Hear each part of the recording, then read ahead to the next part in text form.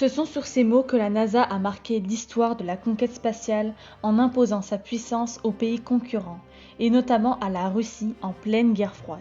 C'est la lutte d'influence opposant les deux blocs qui a amené la NASA à devenir une superpuissance dans le monde devenu bipolaire. Tout d'abord, la NASA a été créée le 29 juillet 1958 par le 34e président des États-Unis, Eisenhower, dans un contexte bien particulier car elle voulait rattraper l'avance prise par l'URSS due au satellite Spoutnik envoyé dans l'espace lors de la guerre froide. Aujourd'hui, ses principaux concurrents sont l'ESA, l'Agence spatiale européenne, la Chine, l'Inde, SpaceX gérée par Elon Musk et les Émirats. C'est dans les années 1960 que la NASA est en plein essor. Les progrès technologiques se succèdent et de nombreux programmes astronautiques voient le jour en réponse aux avancées des soviétiques.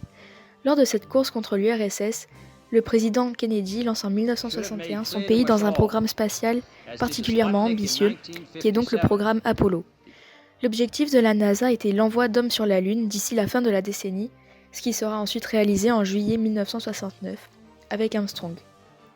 Mais la NASA ne se résume pas qu'à l'envoi de navettes ou de sondes spatiales, elle a aussi mis en orbite le télescope Hubble, qui est un grand observatoire spatial et a révolutionné l'astronomie depuis son lancement et son déploiement par la navette spatiale Discovery en 1990. Celui-ci permet d'obtenir une vision complète de l'univers et retransmet des photographies d'étoiles, de galaxies, ainsi que de planètes de notre système solaire. Récemment également, la mission d'exploration Mars 2020 de la planète Mars a été développée par la NASA. Cette mission consiste à déployer le rover Perseverance sur le sol martien afin d'étudier sa surface et de ramener à terme des échantillons sur Terre pour les analyser. De ce fait, on peut dire que le centre Kennedy a permis aux États-Unis d'asseoir leur notoriété face au reste du monde. Le pays est devenu l'emblème du savoir dans le domaine spatial grâce aux nombreuses découvertes scientifiques. La grandeur des États-Unis sur la scène internationale repose donc sur le pilier de la puissance technique et scientifique. Elle a devancé les autres pays en envoyant des navettes dans l'espace, un télescope, alors que la Chine commence tout juste à en faire de même. Cette dernière possède un programme spatial ambitieux mais difficilement réalisable à cause de son budget. Au niveau militaire, les États-Unis sont dépendants du réseau satellite spatial pour le renseignement ou le soutien aux forces armées. Chaque année, les États-Unis dépensent environ 7% de leur budget défense au programme militaire spatial. Cela représente environ 40 milliards de dollars et c'est un budget colossal par rapport aux autres pays du monde. Par exemple, d'après l'OCDE, le budget alloué à l'aérospatial chinois serait de 8,4 milliards de dollars. Cela reste très loin du budget de la NASA, mais représente bien plus que le budget du programme civil russe, estimé à 3 milliards de dollars. Même si aujourd'hui de nouvelles agences spatiales se développent dans le monde, et notamment en Chine par exemple, la NASA reste un pionnier en termes de conquête spatiale et a influencé et permis à de nombreux pays de faire des avancées dans le domaine aérospatial. La NASA affirme donc encore aujourd'hui la puissance scientifique des États-Unis et s'allie avec un autre géant de l'aérospatial, SpaceX, la compagnie d'Elon Musk. Force est de constater que les États-Unis sont connus comme étant le pays qui a conquis l'espace. Par conséquent, le régime s'est mis à utiliser la NASA comme une sorte de vitrine prestigieuse des États-Unis sur la scène internationale. Une vaste campagne de communication fut mise en place. Par exemple, le 20 juillet 1969, l'alunissage des astronautes fut retransmis en direct en Mondovision. Au total, plus de 600 millions de personnes dans le monde ont été témoins de la démonstration du prodige des États-Unis. Cette stratégie de communication de masse pourrait presque s'apparenter à de la propagande. Dès l'arrivée sur la Lune, l'astronaute Aldrin plante le drapeau états-unien dans le sol. Le cliché pris à cet instant deviendra iconique dans le monde entier. Le message est clair. Grâce à la NASA, les États-Unis ont le monopole sur la découverte de la Lune. Pour la première fois, la science est véhiculée comme étant un phénomène de réussite pour l'Amérique. De plus, la puissance américaine continue sa stratégie de communication.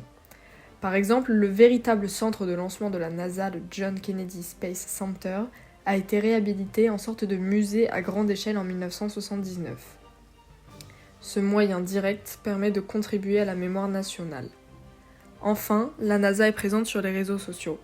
Plus de 150 personnes travaillent chaque jour sur les réseaux et alimentent 500 comptes dédiés à la NASA sur 16 plateformes différentes. Ce genre d'omniprésence médiatique touche une fois de plus les jeunes générations qui se construisent un rêve de l'espace et des États-Unis. La NASA est dominée par l'État.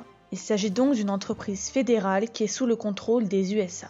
Nous nous apercevons qu'au fur et à mesure que les présidents se succèdent, la NASA reste un atout et même un enjeu politique. Tout d'abord, elle permet au président au pouvoir de laisser son nom dans l'histoire avec des missions spatiales, comme a pu le faire le président Kennedy. Mais elle permet également aux présidents d'affirmer leur puissance politique car elle s'inscrit dans le soft power du pays. Aujourd'hui, cette puissance politique est peut-être moins importante. Cependant, la NASA s'est révélée être une véritable arme politique de 1947 à 1991 lors de la guerre froide. Elle a permis aux États-Unis de s'inscrire dans l'histoire, mais aussi de vaincre les Soviétiques suite à la course aux étoiles. En effet, elle a incarné l'affrontement bipolaire, et son seul objectif est alors de concurrencer l'URSS et de riposter suite aux avancées technologiques et spatiales faites par ces derniers. Elle s'est donc révélée pour les USA être une arme importante, car non seulement elle a servi à prouver aux yeux du monde entier l'étendue de sa puissance spatiale, mais aussi de pouvoir affirmer l'idéologie américaine. Lors de la guerre froide, la conquête de l'espace s'est aussi résumée être un moyen pour les USA, avec l'aide de la NASA, de pouvoir rassembler les Américains en les unifiant vers un but commun. En effet, chaque succès scientifique a été fortement médiatisé, dans le but d'exalter auprès des Américains un sentiment patriotique. Les exploits faits par la NASA ont permis dans la sphère politique de pouvoir montrer en apparence un peuple uni et par conséquent d'améliorer l'image du gouvernement.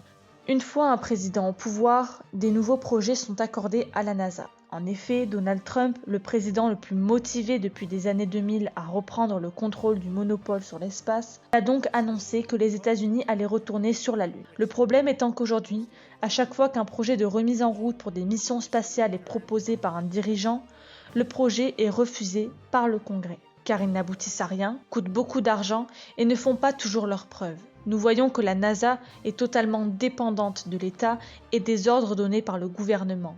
Malgré qu'elle soit une entreprise fédérale, sa puissance politique n'est pas aussi forte que lors de la guerre froide. Cependant, elle arrive à l'affirmer, car elle représente la scène spatiale américaine aux yeux du monde entier.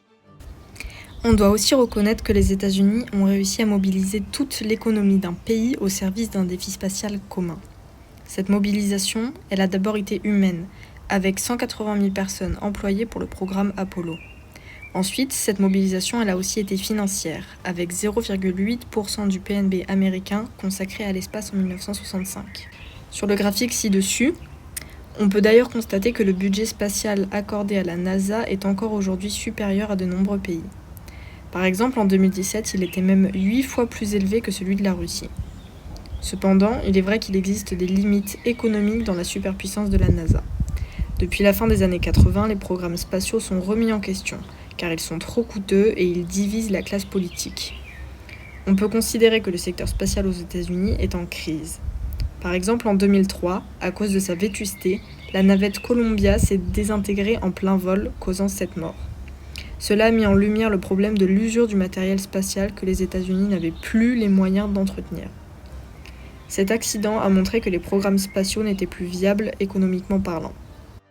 Pour conclure, la NASA est un des moyens permettant aux États-Unis de rayonner dans le monde et d'affirmer leur puissance. Même si aujourd'hui la Chine devient de plus en plus un concurrent important et remplace la Russie dans la course aux étoiles, la NASA s'allie à SpaceX afin de garder le monopole du domaine spatial et ont lancé tous les deux la mission Alpha avec l'astronaute français Thomas Pesquet notamment.